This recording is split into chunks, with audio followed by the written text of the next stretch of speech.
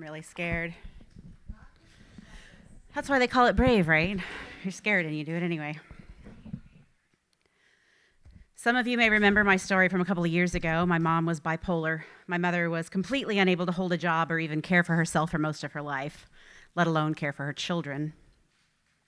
After 8 years of fighting the system with help from her mother and her brothers and sisters, she was finally able to get on disability. My daughter was diagnosed with schizoaffective disorder when she was only 13.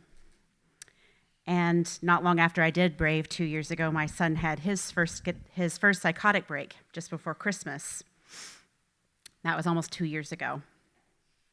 My mom had 3 brothers and 2 sisters. I have cousins and second cousins out the wazoo. Nearly every single one of us on the Key side of the family, my mother's side, lives with some diagnosed or diagnosable form of mental illness. My mom's was almost certainly the most severe, but all of us struggle to some degree to function in daily life. My mom left when I was barely 5, and my brother was only 10 months old. My dad raised us alone. He raised us to be kind and compassionate and neat and orderly. We made our beds every morning before we left for school. My brother and I had to have the dishes washed every day before Dad got home from work. And nearly every Saturday, Dad put on records, singer-songwriters from the 60s and 70s, Fleetwood Mac, John Denver, Simon and Garfunkel, Pete Seeger, Mama Cass. We'd open the windows, we'd turn the music up loud, and we'd clean house. I'd pull all the knickknacks and doilies off of every surface and dry dust, and then spray pledge and polish all the wood before putting everything back in its place. I'd pull all the silk flowers out of vases and shake the dust off and then rearrange them.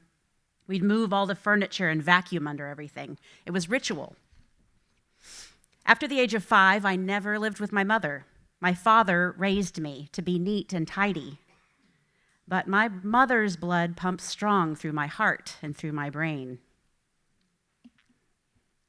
I want to preface showing you this by letting you know that my kids are grown now. My girls each have their own apartment. They've escaped. They're safe. I want to tell you this because I know that they weren't always. They weren't always happy and secure, and they weren't always safe. Because much of the time we lived like this.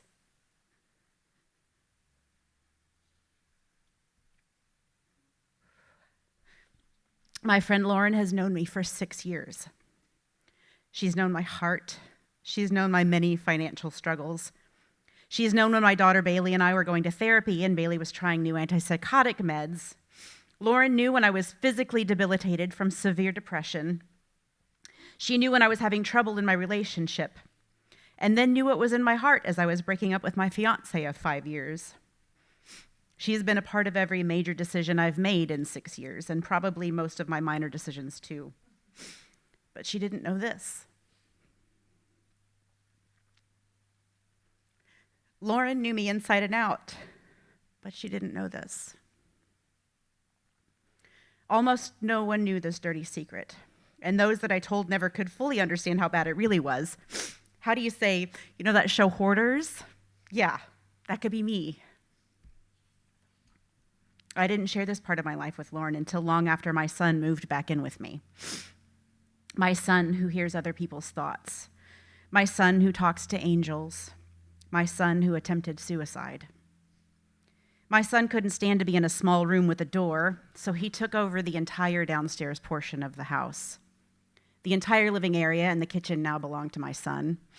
And for a number of weeks, because I wanted to help people and because I didn't know how to set boundaries, there were 10 people and 13 cats and dogs living in that apartment.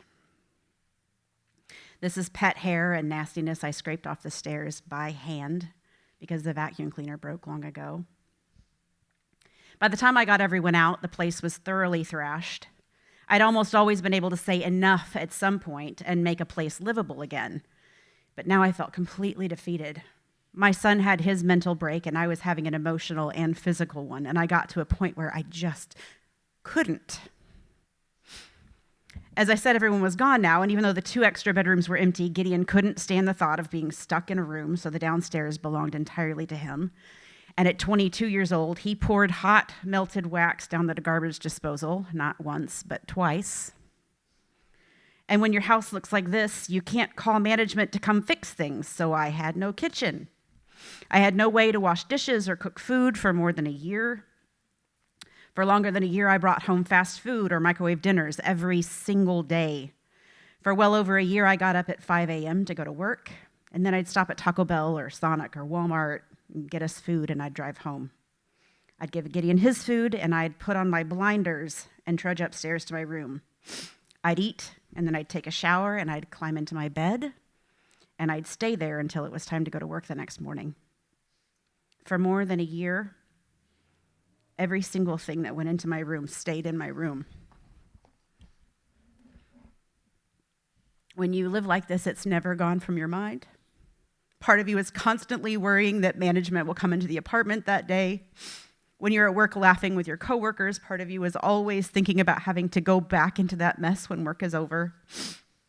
When you get the energy to go out with your friends, part of you is still at home wallowing in the piles of dirty laundry. And you feel like everyone knows you practically live in a dumpster.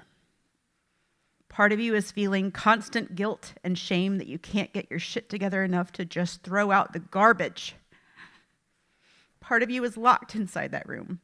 And when you're home, it's even worse. You're in constant fear of hearing a knock on the door. You didn't invite anyone over. Of course you didn't. So who's at the door? What do they want?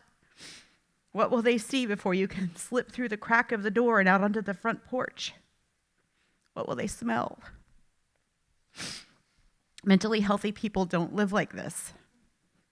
All my energy went into getting up and going to work every day, making enough money to pay rent and power and put food in my kids' bellies.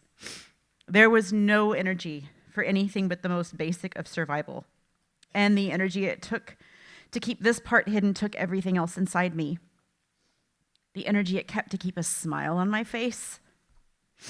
The energy it took to pretend just burned up everything extra I had for years and years. My kids survived. They'll have plenty to tell therapists about.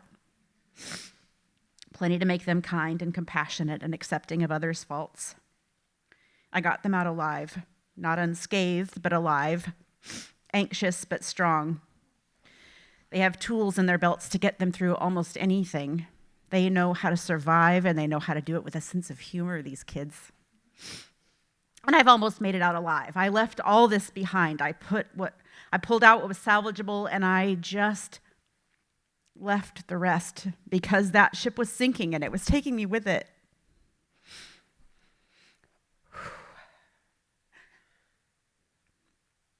I'm at a little one-bedroom apartment, almost by myself now. My son is on my couch at the moment. But we'll both have a little independence pretty soon. It's impossible for him to hold a job when the angels are reaching through the veil to send him urgent messages. So I'll still be supporting my son financially while we travel the long and winding road uphill toward disability.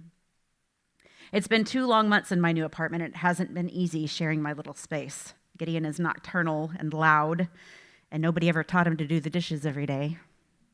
So it's a struggle. Most days I feel like I'm hanging on by my fingernails, but there is an end in sight, which I didn't always know there would be. Until then, I never have more trash than will fit in a grocery bag before I take it out. I hang up all my clothes, and I make my bed every morning. My heart still pounds when there's a knock on the door, but I'm hoping that feeling will fade with time. Thank you for seeing me.